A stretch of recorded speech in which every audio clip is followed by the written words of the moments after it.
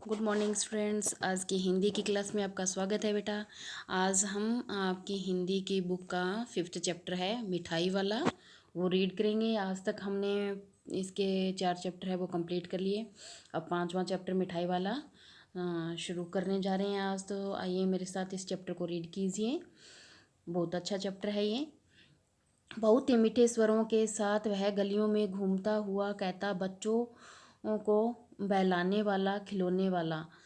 इस अधूरे वाक्य को वह ऐसे विचित्र किंतु मादक मधुर स्वर ढंग से गाकर कहता कि सुनने वाले एक बार अस्थिर हो उठते।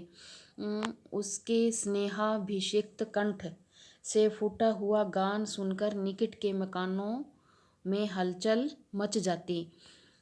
कौन जो ये खिलौने वाला है, मिठाई वाला है, जो वो क्या है, गलियों गलियों में घूमता और अपने मीठे स्वर में सिर्फ आधा अधूरा ही शब्द कहता, बच्चों को बहलाने वाला, खिलौने वाला। इस आधे अधूरे शब्द में इतनी मधुरता थी कि सुनने वाला एक बार अस्थिर यानी जा होकर उसकी आवाज़ को सुनने लगता। अस्थिर यानी कि बिना हिले डुले। और उसके स्नेहाभिषक्त यानी कि स्नेह से भरे हुए कंठों से फूटा हुआ गान सुनकर मकानों में हलचल मच जाती। छोटे छोटे बच्चों को अपनी गोद में लिए युवतियाँ चिकों को उठाकर छज्जों पर नीचे झांकने लगती। मतलब चिक जो वो बाहर गेट पे पर्दे की तरीके से जो चिक लगी हुई थी, उनको क्या है उठाकर, थोड़ा सा उठाकर क्या है छज्जों पर नीचे की तरफ झांकने लगती। गलियों और उनके अंतर्व्यापी छोटे छोटे उद्यानों में खेलते। और मतलब जो वहाँ पे छोटे छोटे जो बगीचे या वाटिकाएं जो बनी हुई थी, वहाँ पर खेलते और इठलाते हुए बच्चों का झुंड उसे घेर लेता, उसके पास में आ जाते सारे। तब वह खिलौने वाला वहीं बैठकर खिलौनों की पेटी खोल देता। तब जब बच्चे सारे उसे घेर लेते तो वहीं पे बैठ जाता और खिलौनों की पेटी खोल देता। बच्चे खिलौने देखकर पुलकित हो उठते। वे पैसे लाकर खिलौने का मोल भाव करने लगते। मतलब जो बच्चे हैं वो अपने अपने घर से पैसे ले आते और पैसे लाकर क्या है उन खिलौनों का मोल भाव करने लगते। अपनी पसंद के अनुसार खिलौना उठा लेते और पूछते हैं इचका दाम क्या है। मतलब इसका दाम जो अपनी तुतले बोली में क्या बोलते हैं, इचका दाम क्या है। ओल इचका, मतलब जो भी जिसका जो लेना होता उसका दाम पूछता। ओल पैसे लेता और बच्चों को ओल इचका, मतलब ओल इचका मतलब जो जो खिलौने लेने होते उनको वो पूछते रहते। खिलौने वाला बच्चों को देखता और उनकी नन्ही नन्ही उंगलियों से पैसे ले लेता और बच्चों को इच्छा अनुसार उन्हें खिलौने दे देता। खिलौने लेकर फिर बच्चे उछलने कूदने लगते। तब फिर खिलौने वाला उसी प्रकार गाकर कहता, बच्चों को बहलाने वाला, खिलौने वाला। सागर की हिलोर की भांति उसका यह मादक गान गली भर के मकानों में इस ओर से उस ओर तक लहराता हुआ पहुंचता और खिलौने वाला आगे बढ़ जाता। राय विजय बहादुर के बच्चे भी एक दिन खिलौने लेकर घर आए। वे दो बच्चे थे, चुन्नू और मुन्नू। चुन्नू जब खिलौने लाया तो बोला, मेला घोला कैछा छुंदल है। मुन्नू बोला, ओल देखो मेला कैछा छुंदल है। तो मतलब वो क्या तुतली बोली में जो विजय बहादुर के दो बच्चे थे खिलौने लेकर आए, अपनी तुतली तुतलाती हुई बोली में बोल रहे थे, देखो मेरा खिलौना कितना अच्छा है। वो बोल रहे मेरा खिलौना कितना अच्छा है। दोनों अपने हाथी घोड़े लेकर घर में उछलने लगे। इन बच्चों की माँ रोहिणी कुछ देर तक खड़े खड़े उनका खेल निरखती रही। अंत में दोनों बच्चों को बुलाकर उसने पूछा, अरे ओ चुन्नू मुन्नू, ये खिलौने तुमने कितने में लिए।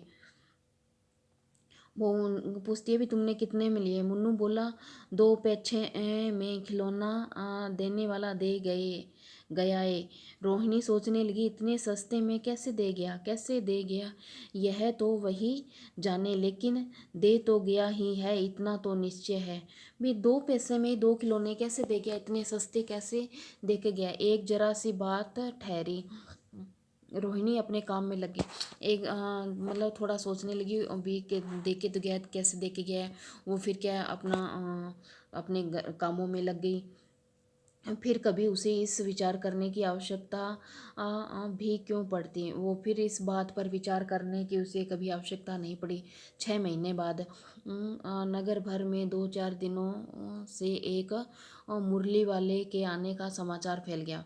मतलब 5-6 महीने वो खिलौने वाला नहीं आया, फिर नगर भर में क्या है, वहाँ पर एक 2-4 दिनों से एक मुरली वाले के आने का समाचार फैल गया। लोग कहने लगे कि भाई वह मुरली बजाने में वह एक ही उस्ताद है, मुरली बजाकर गाना सुनाकर वह मुरली बेचता भी है। सो भी दे दो पैसे में, भला इसमें उसे क्या मिलता होगा, मेहनत भी तो न आती होगी। मतलब वो क्या है, जैसे गाकर मुरली बजाता भी और गा गा कर बच्चों को अपनी मुरलियाँ बेचता थी। जो उसे जितने पैसे दे दे उतने में वो देता। फिर कहते जो उसे इतने में उसकी तो मेहनत भी पूरी नहीं होती होगी, अगर इतने में वो मुरलियाँ देता। तो एक व्यक्ति ने पूछ लिया, कैसा है वह मुरली वाला, मैंने तो उसे नहीं देखा। उत्तर मिला, उम्र तो उसकी अभी अधिक न होगी, यही 30-32 का होगा, दुबला पतला गोरा युवक। बीकानेरी रंगीन साफा बांधता है, वह तो नहीं जो पहले खिलौने बेचा करता था। क्या वह पहले खिलौने भी बेचा करता था। बड़े आश्चर्य से पूछा। हाँ, जो आकार प्रकार तुमने बतलाया उसी प्रकार का वह भी था। वह भी होगा तो वही होगा, पर भाई वह एक उस्ताद है। प्रतिदिन इसी प्रकार उस मुरली की चर्चा होती, उस मुरली वाले की चर्चा होती। प्रतिदिन नगर की प्रत्येक गली में उसका मादक मृदुल और स्वर सुनाई पड़ता। बच्चों को बहलाने वाला मुरली वाला। रोहिणी ने भी मुरली वाले का यह स्वर सुना, तुरंत ही उसे खिलौने वाला स्मरण हो आया। मतलब उसने जैसे उसका स्वर सुना तो खिलौने वाले का स्मरण होया, उसकी खिलौने वाले की याद उसको आ गई। उसने मन ही मन कहा, खिलौने वाला भी इसी तरह गा गा कर खिलौने बेचा करता था। रोहिणी उठकर अपने पति विजय बाबू के पास गई। जरा इस मुरली वाले को बुलाओ तो चुन्नू मुन्नू के लिए ले लूँ। क्या पता यह फिर इधर आए न आए, वे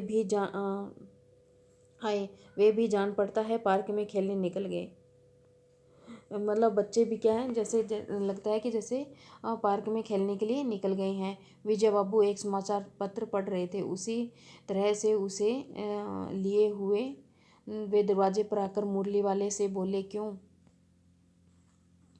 भाई, किस तरह देते हो मुरली। किस की टोपी गली में गिर पड़ी, किसी का जूता पार्क में छूट गया और किसी की सौंतनी यानी कि उसका जो पजामा है वो कहते हैं मतलब जैसे वो मुरली वाला आता है तो बच्चे भागे दौड़े आते हैं। किसी की गली में टोपी गिर जाती है, किसी का जूता पार्क में छूट जाता है, तो किसी की सौंतनी यानी कि पजामा है वो ढीली होकर लटक आई है। इस तरह दौड़ते हाँफते जो बच्चे हैं उसके पास आ जाते हैं। सॉरी, दौड़ते हाँफते हुए बच्चों का झुंड आ पहुंचा, उसके पास आ पहुंचे।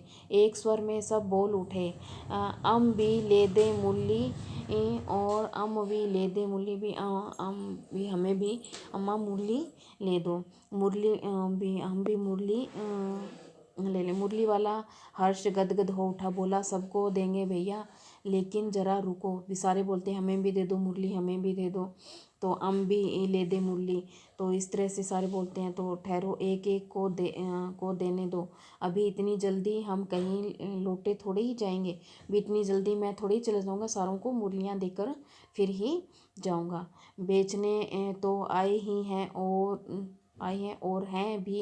इस समय मेरे पास एक दो नहीं, पूरी 57 भी मेरे पास एक दो नहीं है, पूरी 57 है। बेचने आया हूँ तो सारी मुरलियाँ बेच के ही जाऊँगा। हाँ बाबूजी, क्या पूछा था आपने, कितने में दी तो वैसे 3-3 पैसे के हिसाब से हैं, पर आपको 2-2 पैसे में ही दे दूँगा। विजय बाबू भीतर बाहर दोनों रूपों से मुस्कुरा दिए। मन ही मन कहने लगे, कैसा है, देता तो सबको इसी भाव से है, पर मुझ पर उल्टा एहसान लाद रहा है। भी मतलब सारों को ही 2-2 पैसे में दे रहा है, लेकिन सारों इसी भाव में दे रहा है, उल्टा मुझ पर एहसान लाद रहा है कि आपको सस्ते में दे रहा हो। तुम लोगों की झूठ बोलने की आदत होती है। देते होंगे सभी को 2-2 पैसे में, पर एहसान का बोझा मेरे ऊपर लाद रहे हो। मुरली वाला एकदम प्रत्युब्ध हो उठा। बोला, आपको क्या पता बाबूजी कि की असली लागत क्या है। यह तो ग्राहक का दस्तूर होता है कि दुकानदार चाहे हानि उठाकर चीज़ क्यों न बेचे, पर ग्राहक यही समझते हैं कि दुकानदार हमें लूट रहा है। आप भला काहे को विश्वास करेंगे। लेकिन सच पूछिए तो बाबूजी, असली दाम तो 2 ही पैसा है। भी इसका असली जो दाम है वो 2 ही पैसा है। आप कहीं से 2 पैसे में ये मुरली नहीं पा सकते। मैंने तो पूरी 1,000 बनवाई थी, तब इस भाव में पड़ी। विजय बाबू बोले, अच्छा मुझे ज़्यादा वक्त नहीं, जल्दी से दो दो ठो निकाल दो, 2 मुरलियाँ निकाल दो। 2 मुरलियाँ लेकर विजय बाबू फिर मकान के भीतर गए और मुरली वाला देर तक उन बच्चों के झुंड में मुरलियाँ बेचता रहा। उसके पास कई रंग की मुरलियाँ थी। बच्चे जो रंग पसंद करते मुरली वाला उन बच्चों क्या उसी रंग की मुरली निकाल कर दे देता। एक बड़ी अच्छी मुरली है, यह बड़ी अच्छी मुरली है, तुम यही ले लो बाबू। राजा बाबू, तुम्हारे लायक तो बस यह है। हाँ भैया, तुमको वही देंगे, ये लो। तुमको वैसी न चाहिए, यह नारंगी रंग की। अच्छा वही ले लो। ले आए पैसे। अच्छा ये लो, तुम्हारे लिए मैंने पहले से ही यह निकाल रखी है। तुमको पैसे नहीं मिले, तुमने अम्मा से ठीक तरह मांगे न होंगे। धोती पकड़ पैरों में लिपटकर अम्मा से पैसे मांगे जाते हैं बाबू। हाँ फिर जाओ, अब की बार मिल जाएंगे। दुअन्नी, तो क्या हुआ, ये लो पैसे वापस लो, ठीक हो गया न हिसाब। मिल गए पैसे। देखो मैंने तरकीब बताई। अच्छा अब किसी को नहीं लेना है, सब ले चुके हैं। तुम्हारी माँ के पास पैसे नहीं है। अच्छा तुम भी यह लो। अच्छा तो अब मैं चलता हूँ। इस तरह मुरली वाला फिर आगे बढ़ा। किसी के पास अगर पैसे नहीं होते तो भी वो उनको वैसे ही दे देता, और किसी को तरकीब बताता भी अपनी अम्मा से, इस तरह पैसे लो तो वो आपको दे देंगे।